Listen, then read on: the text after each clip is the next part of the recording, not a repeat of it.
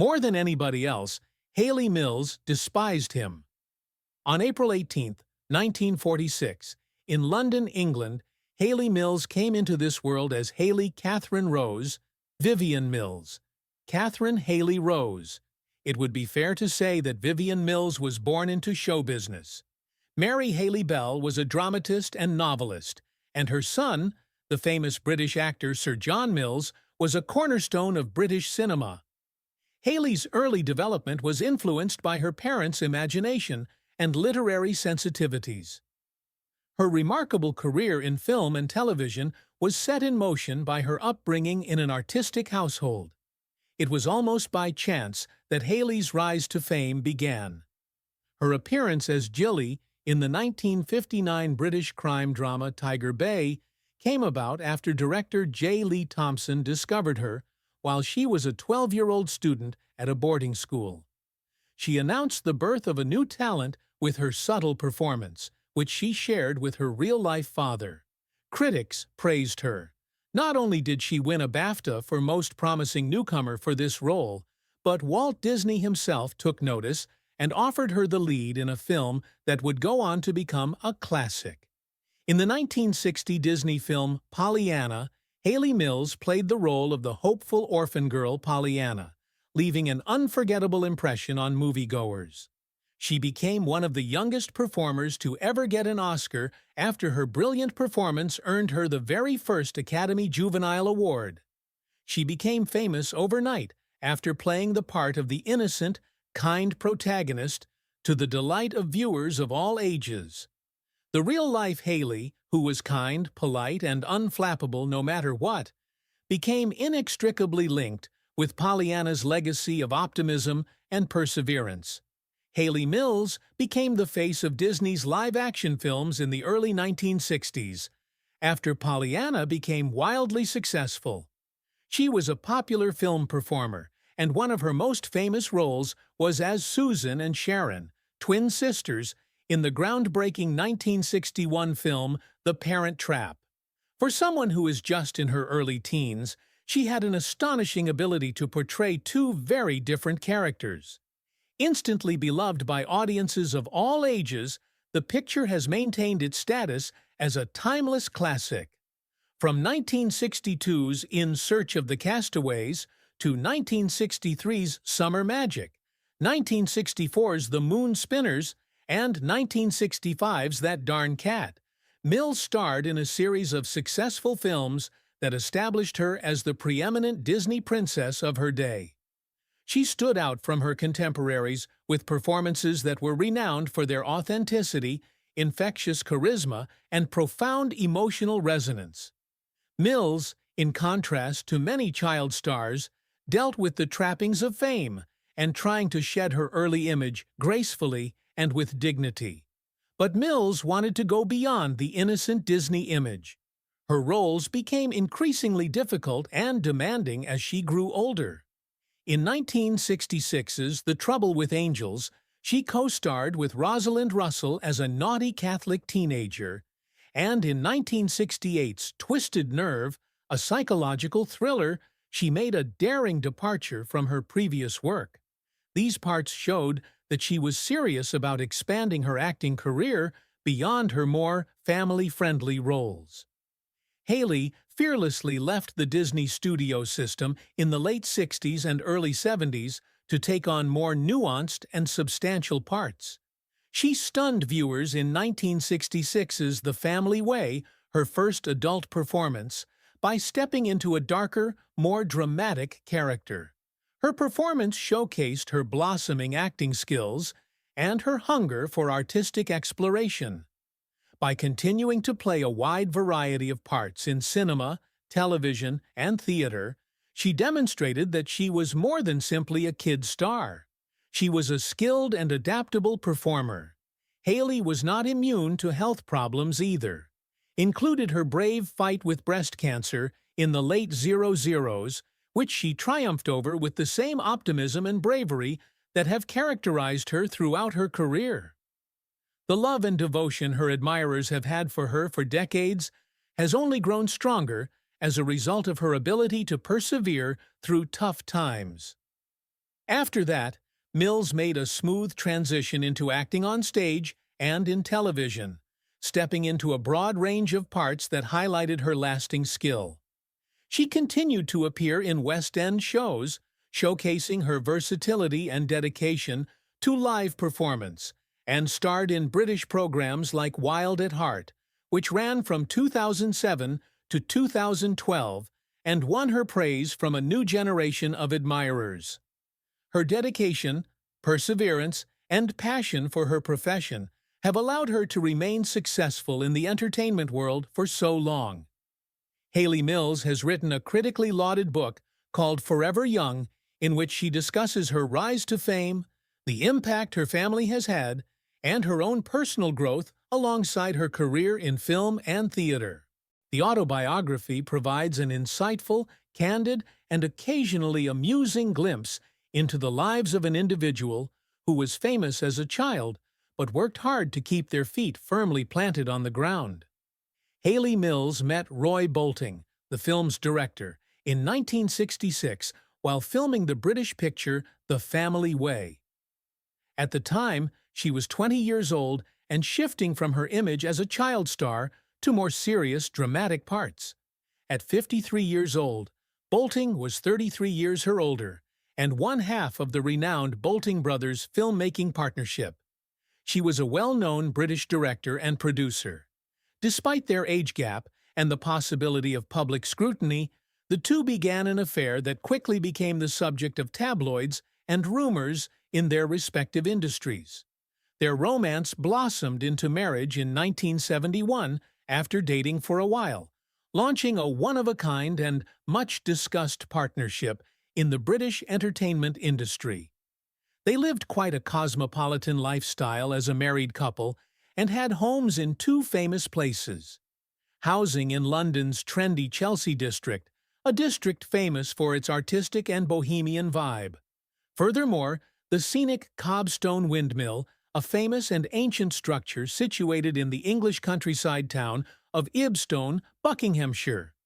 The windmill, which became famous as the site of Chitty Chitty Bang Bang, was the perfect house for the couple because it was both unique and charming. The windmill was sold at some point, maybe during their breakup. A son, Crispian Mills, was born to them. He became a famous musician after their marriage. Crispian gained fame as the frontman, lyricist, and guitarist for the psychedelic chic raga rock band Kula Shaker. The Shakers were big in the 90s, when their songs Tatva and Hush were popular. Crispian established a connection between Hayley Mills and the younger generation of British pop culture and artists, continuing her impact on the alternative rock genre. Despite the happiness they brought to each other's families, Hayley and Roy Bolting's marriage failed, and they filed for a divorce in 1977. Age differences, different life phases, and the shifting dynamics of Mills's developing profession were likely factors in their eventual split, but many have hypothesized that these were also factors. Lee Lawson was a well-known actor in British theatre and television. After her divorce, she continued to investigate her private life and eventually began an affair with him. In July 1976, while they were still dating, Mills had her second son, Jason Lawson. During this pivotal time in her life, Mills managed to keep a low profile at home while juggling motherhood and a revived acting career. Although they did not tie the knot, her friendship with Lawson was characterized by intense support and joint artistic endeavors due to their shared interest in the performing arts. But this, too, ended in the end, much like her first serious relationship. Both Mills and Lawson kept their careers in show business after their amicable split in the 1980s. Mills grew more preoccupied with her own career and personal life, while Lawson wed British supermodel Twiggy. Hayley Mills continued her career in theater, film, and television in the decades that followed. In 1997, she began a new chapter in her love life when she met Fergus Bomji, an actor and playwright. While performing together in a stage performance of The King and I, Mills met Bamji, who played the king, while Mills performed the renowned role of Anna Leonowin. An everlasting bond developed between them despite the age gap of 20 years, with Mills serving as the senior partner at this time. The invigorating presence of Bamji, an Indian-American writer and theater artist, injected Mills with new vitality. They became closer as they discovered they both loved performing, storytelling, and learning about other cultures. Even though they've avoided the spotlight of the media in favor of a life that's more personal and creatively satisfying, they've kept up a solid and supportive partnership since 1997. Their relationship is still going strong in 2023, making it one of Mills's most stable and long-lasting couplings. Many look to their relationship as proof that love and companionship can transcend generational divides and cultural norms.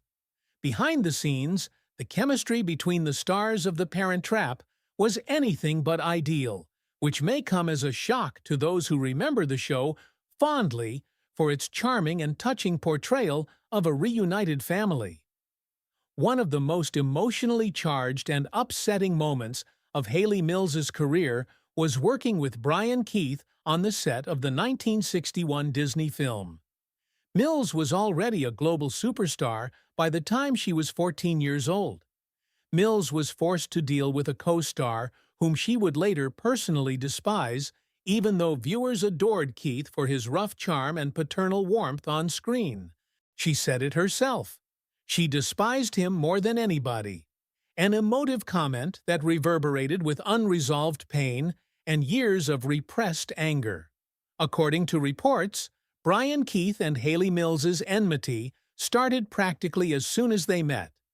Being a member of an esteemed theatrical family, Mills, a young actress with classical training, placed a premium on accuracy, persistence, and competence. In contrast, Keith was notoriously rude, hilariously cynical, and extremely impatient with what he saw as childlike sentiments. He had a wealth of knowledge and skill, but he couldn't stand what he saw as spoiled young performers. He made no secret of his contempt for Hayley from the beginning, calling her the Golden Goose, a scathing jab at her prominence as Walt Disney's favorite starlet at the time, on multiple occasions. They made a charming father-daughter team on television, according to the audience. But behind the camera, their exchanges were icy, rushed, and tense. Mills claimed that Keith would insult her in front of the crew, calling her British accent and mannerisms highfalutin nonsense, and that he would roll his eyes if she requested for line clarification or interrupted her during table reads.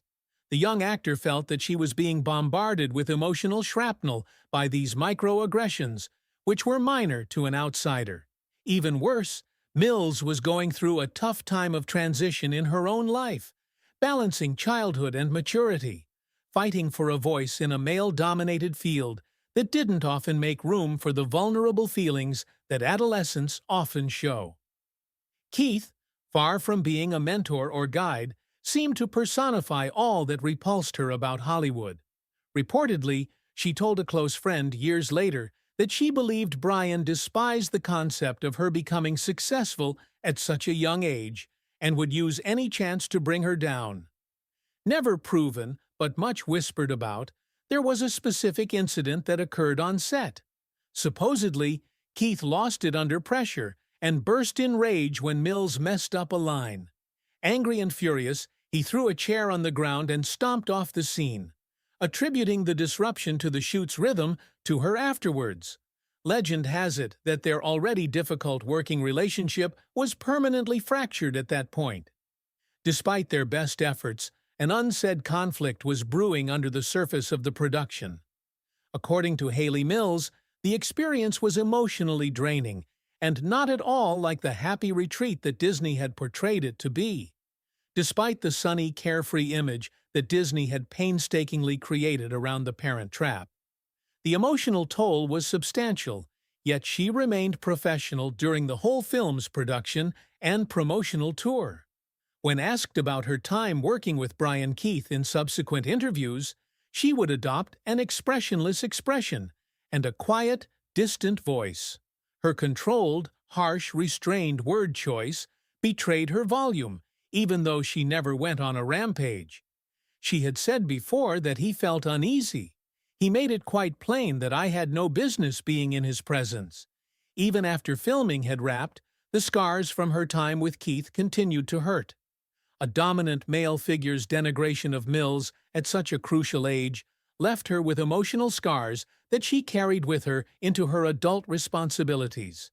There was only one name, Brian Keith, that gave her the willies, even after she healed her broken heart and rediscovered her passion for acting.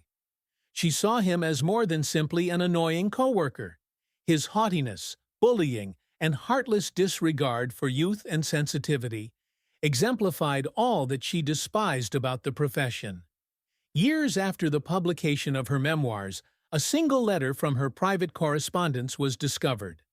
Despite his straightforward writing, Mills remained the only business insider I could never forgive. His actions were insignificant, but the way he made me feel was. Her most fundamental complaint stems from that admission. She had more than simply a hate for Brian Keith. She blamed him for making her doubt her value while she was at the peak of her fame. That was a memory that will stay with her forever.